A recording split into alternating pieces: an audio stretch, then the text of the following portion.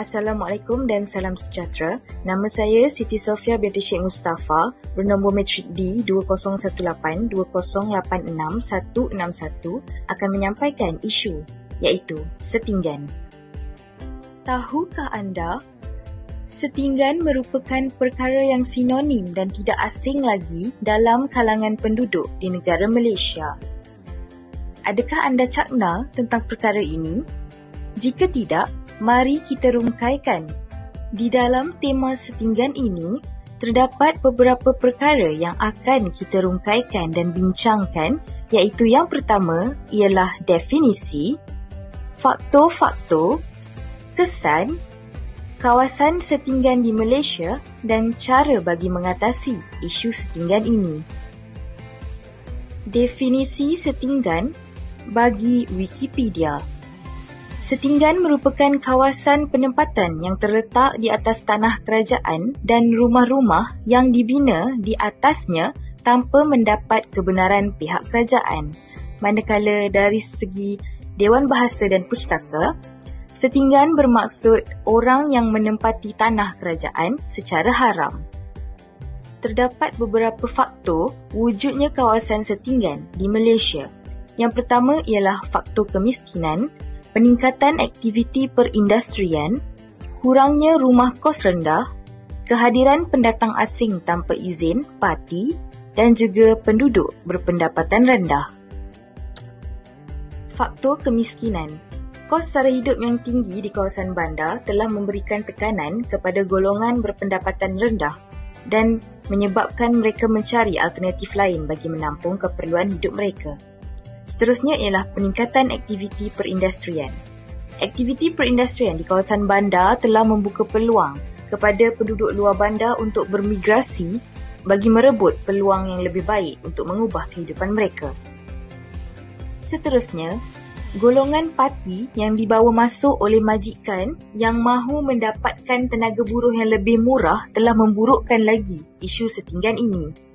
Selain itu, kurangnya rumah kos rendah di mana pembangunan hartanah berbentuk perumahan memperlihatkan pemaju lebih gemar membangunkan perumahan kos sederhana dan tinggi sehingga menyebabkan penempatan setinggan semakin bertambah.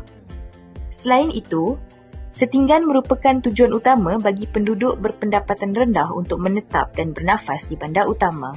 Seterusnya, antara negeri di Malaysia yang mempunyai kawasan setinggan ialah Kuala Lumpur, Pulau Pinang, Kota Kinabalu Sabah, Melaka, Johor, Perak dan juga Kedah.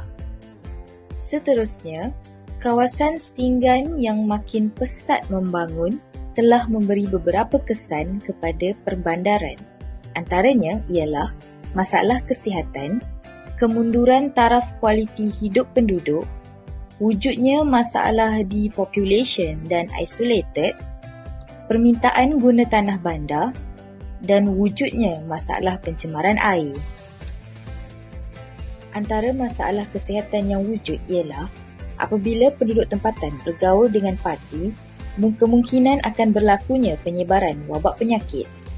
Seterusnya, isu pencemaran air, kemusnahan ekosistem di kawasan sungai yang dikaitkan dengan komuniti setinggan biasanya terhasil daripada aktiviti pembuangan, sisa berupa pepejal, cecair, kumbahan sehingga menyebabkan penyakit berjangkit bawaan air atau serangga. Seterusnya, taraf kualiti hidup penduduk yang miskin akan menyebabkan hasrat negara untuk mencapai taraf negara maju sukar digapai.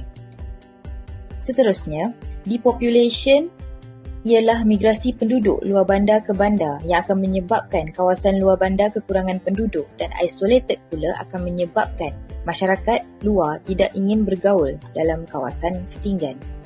Seterusnya, peningkatan kawasan setinggan berarti permintaan guna tanah akan meningkat dan akan mengakibatkan masalah lain seperti hakisan dan juga banjir kilat. Antara langkah-langkah untuk mengatasi masalah setinggan di Malaysia ialah wujudnya program Yayasan Perumahan untuk Termiskin YPUT di mana program ini dibiayai oleh Bank Negara Malaysia dan juga wujudnya Program Perumahan Rakyat PPR di bawah Jabatan Perumahan Negara JPN.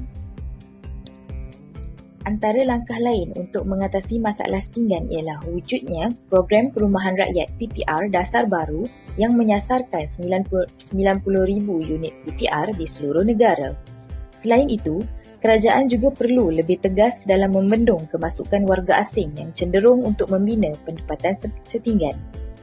Akhir sekali, kerajaan perlulah mengekang aliran migrasi luar bandar ke bandar di mana kerajaan perlu melaksanakan program pembangunan wilayah dengan menerapkan pertanian dan juga memperbanyakkan peluang pekerjaan di kawasan luar bandar.